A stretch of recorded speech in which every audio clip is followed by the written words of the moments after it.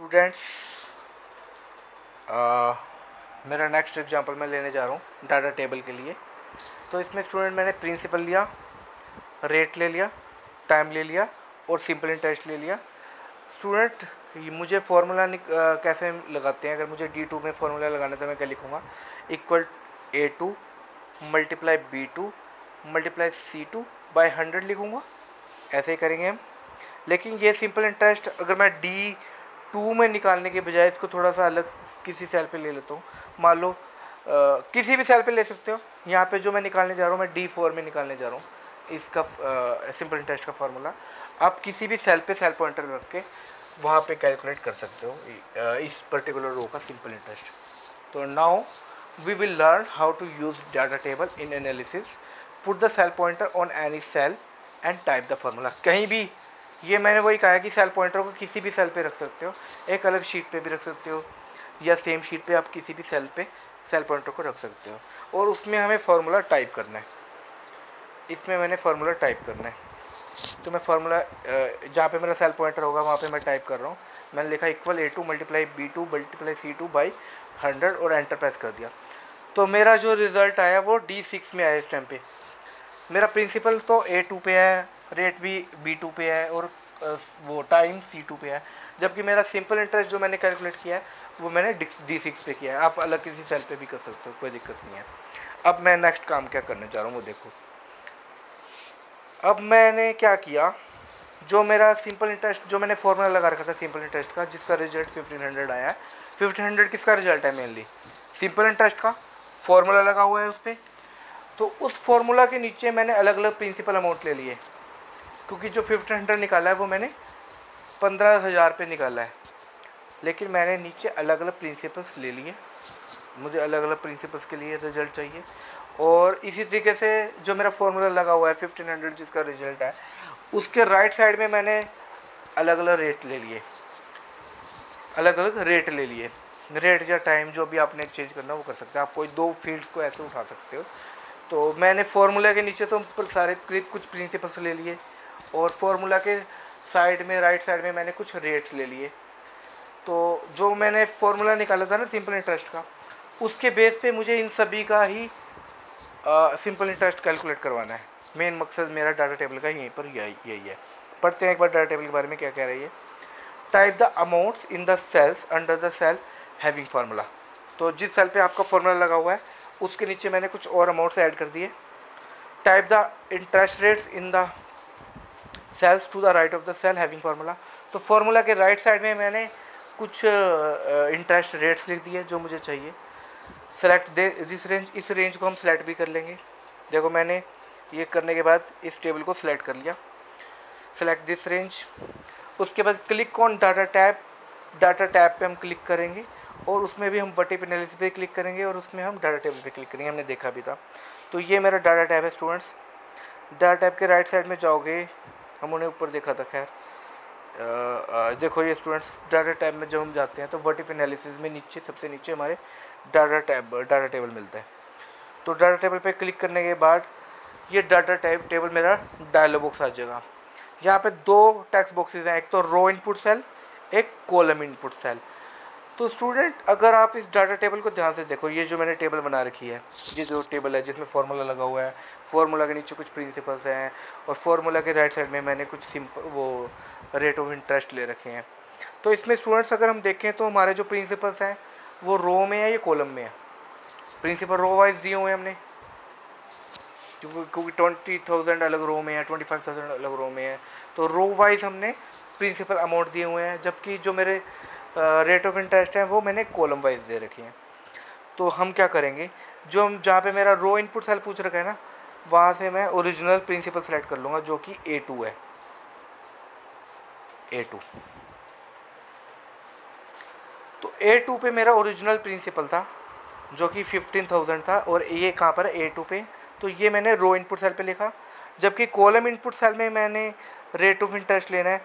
तो column input cell में मैंने B2 का एड्रेस दे दिया, B2, क्योंकि मेरा रेट ऑफ इंटरेस्ट कहाँ पर है, B2 में है। ओके पे क्लिक करेंगे जब हम, तो क्या होगा, इस टाइप से स्टूडेंट सिंपल इंटरेस्ट निकला है। अब मैं बताऊँ इसका क्या मतलब है। अगर मेरा जो है प्रिंसिपल अमाउंट है वो 20,000 है और रेट 4% है, टाइम मैंने फिक्स करके 2 ईयर्स के लिए, तो मुझे सिंपल इंटरेस्ट मिलेगा 1600। और 20,000 के लिए अगर मैं 6 ईयर्स के लिए कैलकुलेट करूँ तो 2400, 7 ईयर्स के लिए कैलकुलेट करूँ तो 2800, इसी तरीके से 8 ईयर्स के लिए कैलकुलेट करूँ तो 3200। इसी तरीके से हम 25,000 को ले लेते हैं, वो प्रिंसिपल अमाउंट है हमारा। अगर उसका हम 4% पे 2 ईयर्स के लिए देखें तो 2000 मिलेगा, 6% पे 3000 मिलेगा, 7% पे 3500 मिलेगा और 8% पे हमें 4000 मिल जाएगा। तो सिंपली स्टूडेंट्स, मैंने सिंपल इंटरेस्ट कैलकुलेट किया था एक अलग जगह पे, उसके नीचे मैंने कुछ प्रिंसिपल ले लिए और उसकी राइट साइड में मैंने कुछ रेट ऑफ इंटरेस्ट ले लिए। मैंने क्या किया, फिर उस टेबल को सिलेक्ट कर लिया, डाटा टैब पे गए, डाटा टैब में हम व्हाट इफ एनालिसिस में जाकर डाटा टेबल को सिलेक्ट कर लेते हैं। डाटा टेबल का मेरे पास डायलॉग बॉक्स आया जिसमें मेरे पास 2 टेक्स्ट बॉक्सेस थे, एक तो रो इनपुट सेल और एक था कॉलम इनपुट सेल। रो इनपुट सेल में तो मैंने वहाँ पे जो मेरा ओरिजिनल प्रिंसिपल था A2 पे उसको सेलेक्ट कर लिया ऐसे तरीके इसमें, और दूसरा था column input cell.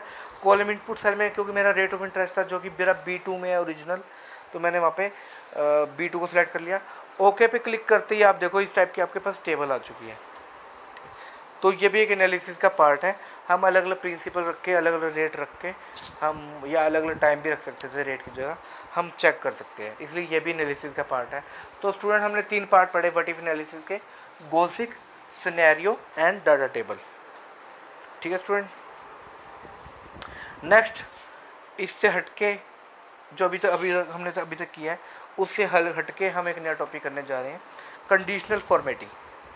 Student, conditional formatting का क्या मतलब होता है कि अगर मैं अब मेरी जो टेबल है या कुछ डाटा है, अगर उस पर हम कुछ कंडीशन लगा दें, कुछ क्राइटेरिया दे दें, तो क्राइटेरिया के बेस पे मैं अगर फॉर्मेटिंग करना चाहता हूँ तो उसको हम बोलते हैं कंडीशनल फॉर्मेटिंग, कंडीशन के बेस पे फॉर्मेटिंग। जैसे कि मैं कह दूं अगर मेरी जो टेबल है उसमें कोई मार्क्स जो हैं, स्टूडेंट्स के मार्क्स अगर 90 या 90 से अबव हैं तो उनको अलग से रेड कलर में शो कर दे।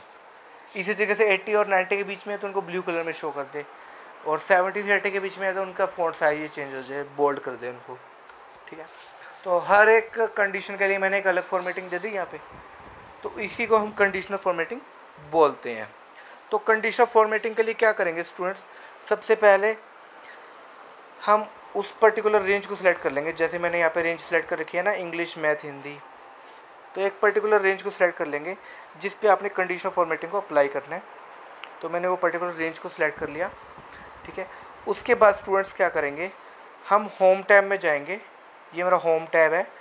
होम टैब की अगर मैं राइट साइड में आता हूँ यहाँ पे, तो यहाँ पे मुझे एक टूल मिलता है जिसका नाम है कंडीशनल फॉर्मेटिंग। ये एक टूल है होम टैब में, रिबन में एक टूल मिला है जिसका नाम है कंडीशनल फॉर्मेटिंग। तो हम कंडीशनल फॉर्मेटिंग पे क्लिक कर देंगे। कंडीशनल फॉर्मेटिंग में जब आप क्लिक करोगे तो इस टाइप का मेन्यू आपके सामने खुल के आ जाएगा। ठीक है, कंडीशनल फॉर्मेटिंग में जैसे यहाँ है हाईलाइट सेल रूल्स, मुझे पर्टिकुलर सेल्स को हाईलाइट करना है, लेकिन रूल्स के लिए हम इस पर आगे चलेंगे तो, और इसके और भी इसको आगे अगर हम एक्सपेंड करते हैं तो ये रूल्स आ जाते हैं जिनमें है greater than, less than, between, equal to. ठीक है, इनमें से हम कोई भी ऑप्शन सेलेक्ट कर सकते हैं। अगर ये नहीं लेते तो नीचे है टॉप बॉटम रूल्स, आप सिर्फ टॉप वाले और बॉटम रो के लिए अप्लाई कर सकते हो, तो अलग अलग हैं। ठीक है, तो यहाँ पे मैंने फ़िलहाल ले लिया highlight cell values, cell rules, और मैंने इसमें से सिलेक्ट कर लिया जैसे मैंने ग्रेटर देन पे मैंने क्लिक कर दिया। तो इस टाइप से ग्रेटर देन वाला बॉक्स मेरे सामने आ जाएगा। यहाँ पे आप वैल्यू लिख सकते हो, जैसे मैंने वैल्यू लिख दी 80, और यहाँ पे विद, यहाँ पे मैंने अलग अलग फॉर्मेट सेलेक्ट कर लिया। कोई भी मैंने एक फॉर्मेट सेलेक्ट किया, जैसे यहाँ पे light red fill with dark, कुछ वो था, क्या था, डार्क रेड टेक्स्ट। मैंने सेलेक्ट किया light red fill with dark red text, मतलब टेक्स्ट तो डार्क में है और उसके पीछे बैकग्राउंड में जो कलर है वो लाइट फिल है। तो अब मैंने उनके लिए क्या है जिनके 80 से ऊपर मार्क्स हैं। तो स्टूडेंट्स, ये रेंज मैंने सेलेक्ट कर रखी थी ऑलरेडी, इंग्लिश, मैथ, हिंदी वाली।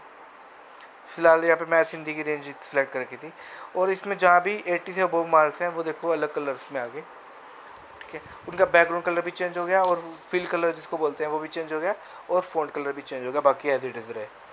तो इसमें जो 80 से अबव थे उन पर ही अप्लाई हुआ है। तो वही कह रहे हैं, if marks are greater than 80 then it will be apply light red fill with dark red. तो इसको बोलते हैं कंडीशनल फॉर्मेटिंग। मतलब यहाँ पे आप अलग अलग कंडीशन लगा सकते हो। जैसे मैंने लगाया कंडीशन 90 से ऊपर अलग वो टेक्स्ट को वो फील कलर करे और टेक्स्ट कलर करे, 80 से 90 के बीच में अलग करे। तो हम सभी को इस तरीके से मतलब डिफ्रेंशिएट कर सकते हैं अलग अलग कलर्स में, अलग अलग फॉर्मेटिंग्स में, डिपेंडिंग करता है कि कंडीशंस पे। ठीक है स्टूडेंट, ये रिजल्ट देख लो, ये रिजल्ट है, ये रिजल्ट आया 80 से ऊपर जो मार्क्स थे उनको वो अलग कलर्स में, फिल कलर्स में और अलग फॉन्ट कलर्स में उसको दिखा रहा है स्टूडेंट्स। अब स्टूडेंट्स मैंने ग्रेटर देन की बजाय सेलेक्ट कर लिया यहाँ पे टेक्स्ट दैट कंटेन्स, अगर मुझे टेक्स्ट पे अप्लाई करना है तो इसमें स्टूडेंट्स मैंने क्या क्या ले रखा है, मैंने लास्ट नेम और नेम, ये दो कॉलम मैंने सेलेक्ट कर लिए, एक तो लास्ट नेम और एक नेम, इसको मैंने नीचे तक सेलेक्ट कर लिया। लेकिन और यहाँ पे मैंने क्या किया, ये कहाँ पे स्टूडेंट्स आपका होम टैब में है, होम टैब में कंडीशन फॉर्मेटिंग में हाईलाइट सेल रूल्स में मैंने सेलेक्ट कर लिया text that contains, text box आ जाएगा। इसमें हमें टेक्स्ट बॉक्स में हमने ये लिखा है ना कि हम कौन सा टेक्स्ट वो कंटेन कर रहा है। जैसे मैंने शर्मा लिख दिया यहाँ पे शर्मा, और अगर शर्मा उसे मिल जाता है तो उस पर कौन सी फॉर्मेटिंग अप्लाई हो, फॉर्मेटिंग भी मैंने कर दी। जैसे यहाँ पे मैंने कर दिया लाइट रेड फिल। इसके बाद करेंगे हम ओके पे क्लिक।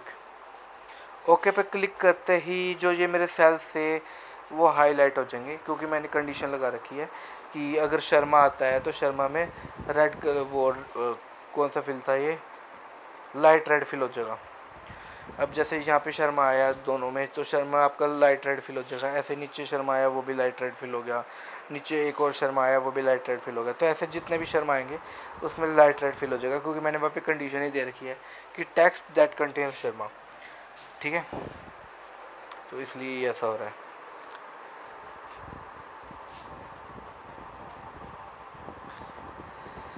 नेक्स्ट एग्जांपल स्टूडेंट्स हम जो करने जा रहे हैं वो है कंसोलिडेशन का। नेक्स्ट एग्जांपल जो हम करने जा रहे हैं वो है आपका कंसोलिडेशन के ऊपर। कंसोलिडेशन का मतलब होता है मैंने एक शीट तैयार करके है रिजल्ट के लिए, एक दूसरी शीट मेरी और तैयार है रिजल्ट करने के लिए, एक तीसरी शीट पे मुझे उन अभी की वो दोनों शीट्स की कंसोलिडेट करके एक नया रिजल्ट तैयार करना है, जिसमें पहले रिजल्ट पे और दूसरे रिजल्ट पे हमें कुछ फंक्शन अप्लाई करने हैं।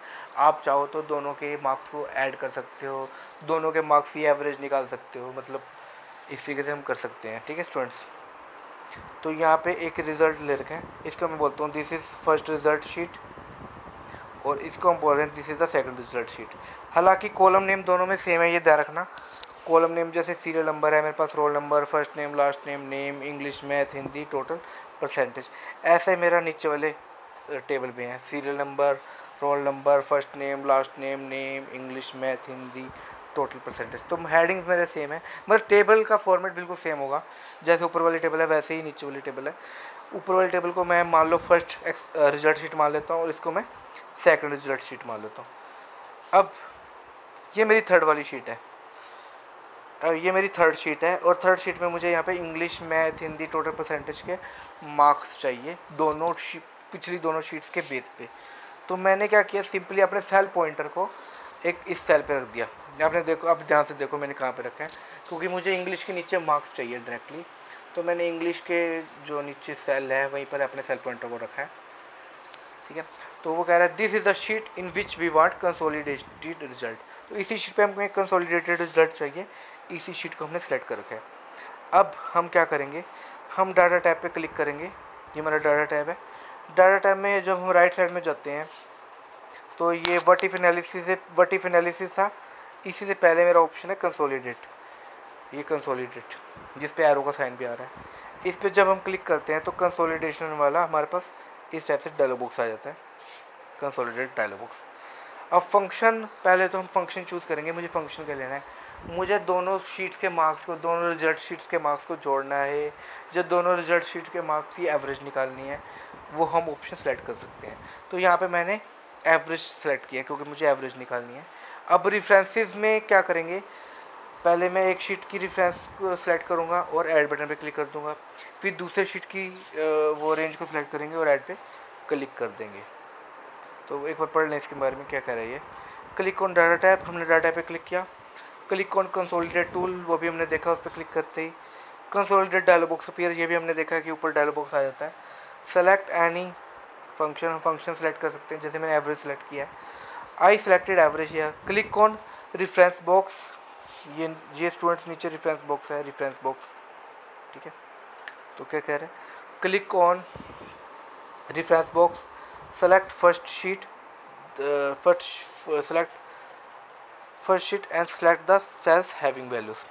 तो हम क्या करेंगे, सबसे पहले ये जो रेफरेंस है इस पर क्लिक करूँगा तो इंसर्शन पॉइंट आ जाएगा। उसके बाद मैं अपने माउस पॉइंटर से पहली शीट को खोलूँगा और उसको सिलेक्ट कर लूँगा और उसके बाद ऐड के बटन पे क्लिक कर दूँगा। ये जो ऐड का बटन है, रेफरेंस सेलेक्ट करने के बाद ऐड के बटन पे क्लिक करूँगा तो ये जो है मेरी ऐड बटन के लेफ्ट साइड में ये जो लिखे हुए हैं रिजल्ट वगैरह 2 शीट्स हैं, ये इंसर्ट हो जाएगी। इसी तरीके से स्टूडेंट मेरी जो दूसरी रिजल्ट शीट है उसके लिए भी मैं रेफरेंसेस वाले टेक्स्ट बॉक्स पे क्लिक करूँगा और मैं दूसरी शीट को भी इस तरीके से सिलेक्ट करूँगा और ऐड के बटन पे क्लिक कर दूँगा। इस तरीके से स्टूडेंट्स मेरे ये 2 शीट्स देखो ऐड हो चुकी हैं। एक में रिज़ल्ट 1 लिखा हुआ है, एक में रिज़ल्ट 2 लिखा हुआ है और ये रेंज दे रखी है। तो 2 हम ऐसे काम कर चुके हैं सेम ही, ठीक है। आगे चलें, इसके बाद हम ओके बटन पे क्लिक कर देते हैं। तो इस टाइप से मेरी टेबल आ जाती है या सीधा रिजल्ट। यहाँ पे देखो स्टूडेंट्स, यहाँ पे हर एक स्टूडेंट्स के जो मार्क्स हैं वो एवरेज आए हैं दोनों शीट्स को मिला के, ठीक है। जैसे देखो आपकी अलग अलग शीट्स पे अलग अलग मार्क्स है, 2 शीट्स मैंने ली हैं, आप 3 भी ले सकते हो, 4 भी ले सकते हो। तो यहाँ पे मैंने क्योंकि फंक्शन एवरेज चूज़ किया था तो दोनों शीट्स का मिला के जो एवरेज रिजल्ट आता है वो वहाँ पे आपको लिखा मिलेगा। आपकी इस टाइप से टेबल तैयार हो जाएगी। तो यहाँ पे आपकी स्टूडेंट से टेबल तैयार हो गई है, देखो ज़रा से। तो यहाँ पे 78.5 हो गया, 46.5 हो गया, ये ऑटोमेटिकली दोनों शीट्स के बेस पे उसने कंसोलिडेट कर दिया, दोनों शीट्स के जो रिकॉर्ड्स हैं उनकी एवरेज निकाल ली।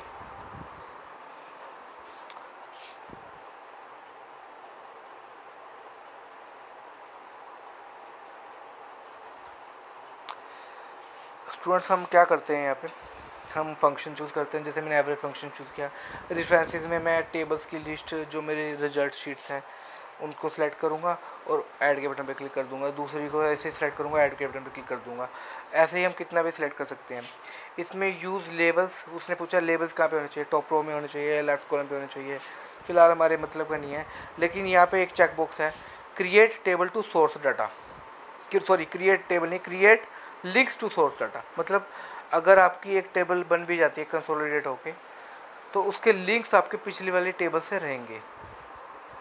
तो मैं click links to source data अगर कर देता हूँ, ओके बटन क्लिक कर देता हूँ, तो स्टूडेंट्स देखो क्या हुआ। यहाँ पे आप देख रहे हो कि साइड में प्लस माइनस वगैरह लिखे हुए हैं, प्लस प्लस लिखे हुए हैं, ठीक है। तो इन प्लस पे जब हम क्लिक करके एक्सपेंड कर सकते हैं इसको, सीधा रिजल्ट, सीधा नेक्स्ट स्लाइड टू। तो आप देख रहे हो कि हर एक रो के लेफ़्ट साइड में प्लस प्लस प्लस आ गए, क्योंकि हमने क्या किया, कंसोलिडेट तो कर दिया मैंने दोनों शीट्स को, लेकिन उनके साथ एक लिंक भी अटैच कर दिया। लिंक अटैच से करने से क्या होगा, जब मैं प्लस पे क्लिक करूँगा तो वो दोनों रेंज को, दोनों सेल्स, दोनों शीट्स को मुझे शो कर देगा। जैसे मेरा पहला रो है मेरा आकाश गुप्ता के लिए, तो आकाश गुप्ता वाले प्लस पे मैंने क्लिक कर दिया तो ये हम पे माइनस हो गया, और इसको देखेंगे तो ये आगे एक्सपेंड हो चुका है, ठीक है। ये एक्सपेंड हो चुका है। यहाँ पे देखो ये पिछले दोनों शीट्स की वैल्यू है। एक शीट में मेरे इंग्लिश के नंबर थे 79 आकाश गुप्ता के लिए, और दूसरी शीट में मेरे नंबर थे 83 आकाश गुप्ता के लिए। लेकिन यहाँ पे आपके ओरिजिनल रिजल्ट है 81। आप जोड़ लो बेशक, 83 और 79 को जोड़ लो, 12, 162 हो गया। 162 को अब मैं 2 से डिवाइड कर देता हूँ एवरेज निकालने के लिए, तो 81 आ गया। तो इस तरीके से हम कर सकते हैं स्टूडेंट्स, ठीक है। Next, this is the sheet in which there are marks of 2 exams of every student, see that the table has been sorted on roll number. तो वहाँ पे स्टूडेंट्स हमने अभी जो पीछे किया, एक रिजल्ट शीट में मेरे मतलब एक शीट में मेरे अलग रिजल्ट शीट थी स्टूडेंट्स की, स्टूडेंट्स के नाम वहाँ पे सेम हो सकते हैं। तो ऐसे ही मैंने दूसरी टेबल ली, वहाँ पे सारा कुछ फॉर्मेट सेम होगा, मतलब स्टूडेंट्स भी सेम है, उनके रोल नंबर भी सेम है। तो हमें अलग क्या करना है, इंग्लिश मैथ हिंदी के मार्क्स एक रिजल्ट शीट में अलग हैं, दूसरी रिजल्ट शीट में मार्क्स अलग हैं, और तीसरी रिजल्ट शीट में मुझे बाकी सारा डाटा तो सेम चाहिए, लेकिन जो रिजल्ट है इंग्लिश मैथ हिंदी के मार्क्स हैं वो एवरेज करने थे वहाँ पे। तो मैंने एवरेज फंक्शन सेलेक्ट किया था। तो इस टाइप से मैंने काम किया था। अब ये क्या कह रहे हैं, this is the sheet in which there are marks of 2 exams of every student, see that the table has been sorted on roll number. तो इसमें क्या किया, जो अलग अलग हमारे पास स्टूडेंट्स का रिजल्ट था ना, जैसे एक रिजल्ट शीट में मैंने स्टूडेंट्स का पहले एग्ज़ाम के वो डाटा रखा हुआ था, रिजल्ट रखे हुए थे। दूसरी जो शीट थी, अलग शीट थी, उस शीट में मैंने दूसरे एग्ज़ाम का डाटा रख लिया, और कंसोलिडेट करते वक्त हम दोनों शीट्स को ऐड कर देते थे एक थर्ड शीट पे।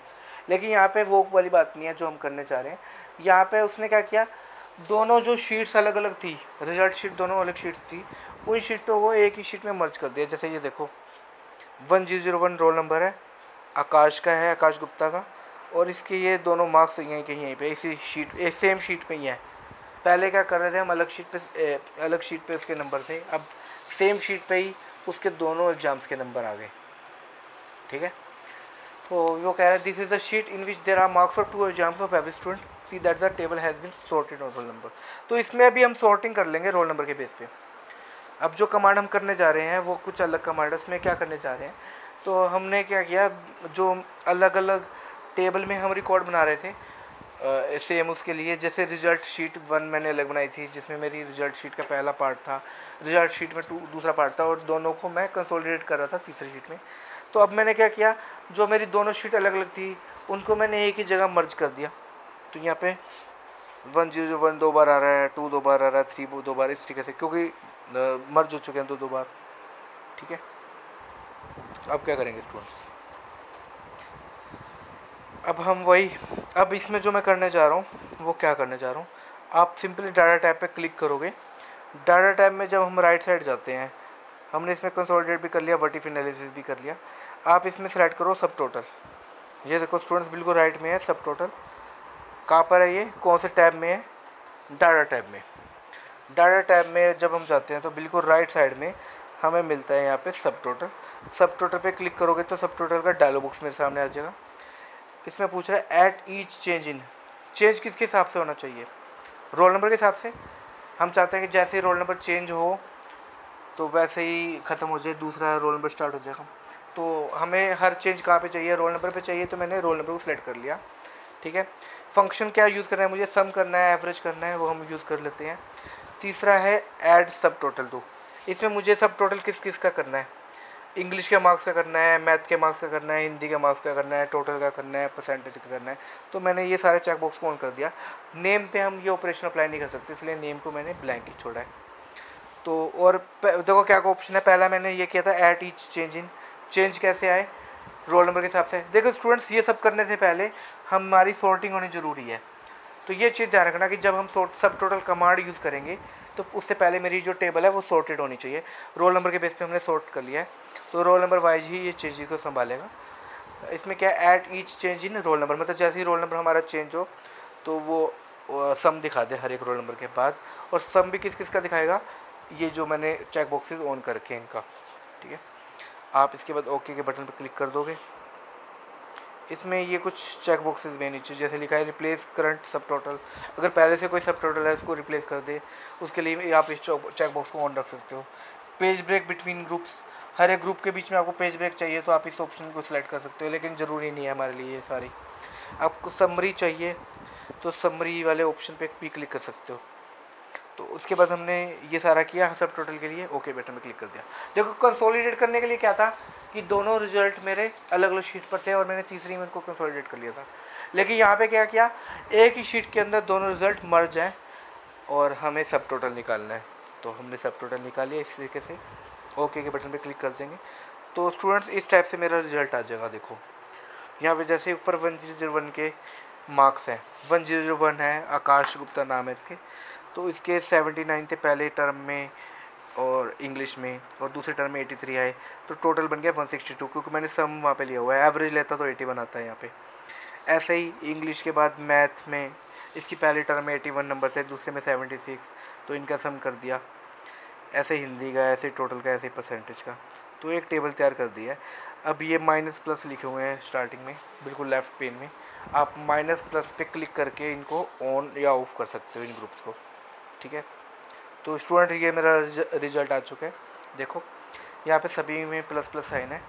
आपने किसी भी पर्टिकुलर को क्योंकि यहाँ पे टोटल आ रहा है, जैसे 1001 का टोटल आ गया सारा, लेकिन मुझे अलग अलग एक्सपेंड करके देखना है, तो मैं प्लस पे क्लिक करूँगा इसके लेफ्ट साइड में, तो मुझे सारी वैल्यू दिखा देगा दोनों टर्म की।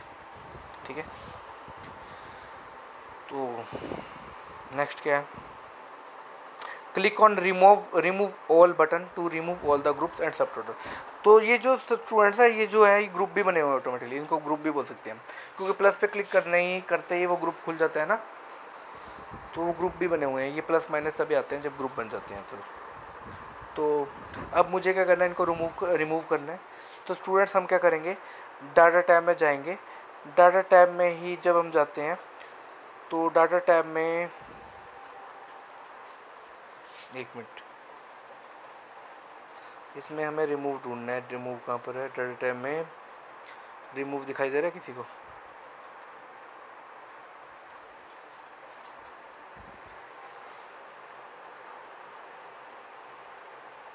एक मिनट, ठीक, क्या कह रहे हैं, क्लिक ऑन रिमूव, हाँ स्टूडेंट सॉरी, ये रिमूव वाले का बटन हमारा सब टोटल वाली उस पर ही आएगा, सब टोटल वाली डायलॉग बॉक्स में ही आएगा।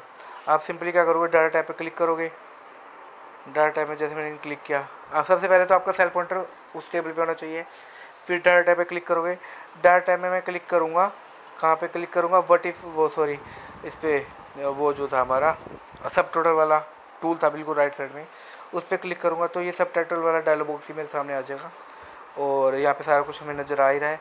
नीचे रिमूव वॉल वाला बटन है, इस रिमूव वॉल पे क्लिक करूँगा तो मेरे सारे ग्रुप्स वगैरह या सब टोटल मैंने जो दे रखे थे वो सारे रिमूव होके आपकी जैसी टेबल स्टार्टिंग में थी वैसी आपको ओरिजिनल टेबल वापस मिल जाएगी।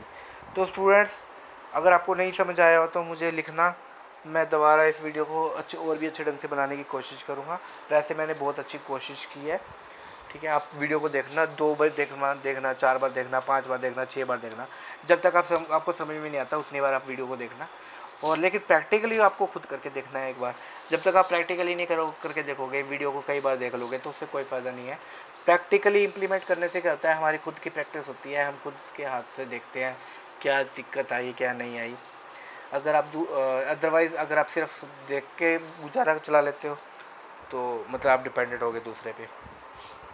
तो स्टूडेंट्स, मेरे वीडियोस को शेयर, लाइक और सब्सक्राइब करते रहिए ताकि मैं आपके लिए अच्छे अच्छे वीडियोस बनाता रहूँ। तो स्टूडेंट्स, इसी के साथ मैं अपने एक्सेल को क्लोज कर रहा हूँ। आज हमारा MS एक्सेल कंप्लीट हो चुका है। तो स्टूडेंट्स, हमने MS ऑफिस की 2 एप्लीकेशंस पूरी कर ली हैं, MS Word and MS Excel. तो आप सभी से रिक्वेस्ट है कि प्रैक्टिकली इन दोनों को करके देखना है। और मैं आपको, जो स्टूडेंट्स नए हैं मेरे सिर्फ इस वीडियो को देख रहे हैं, उनको मैं बता दूं कि मैंने पूरे ट्यूटोरियल्स ऐड किए हैं। मैंने MS वर्ड के भी कई ट्यूटोरियल वीडियोस बनाए हैं, MS वर्ड के भी कई ट्यूटोरियल वीडियो बनाए हैं, और MS एक्सेल के भी मैंने बहुत सारे ट्यूटोरियल वीडियोस बनाए हैं। तो आप इन सबको बारी बारी से देखें। एक दिन पे जैसे पहले दिन चैप्टर 1 देखा, दूसरे दिन चैप्टर 2 देखें, फिर चैप्टर 3 देखें, इनको उसी ऑर्डर में देखोगे तो आपको बढ़िया समझ में आएगा। Thank you. तो students, thank you very much.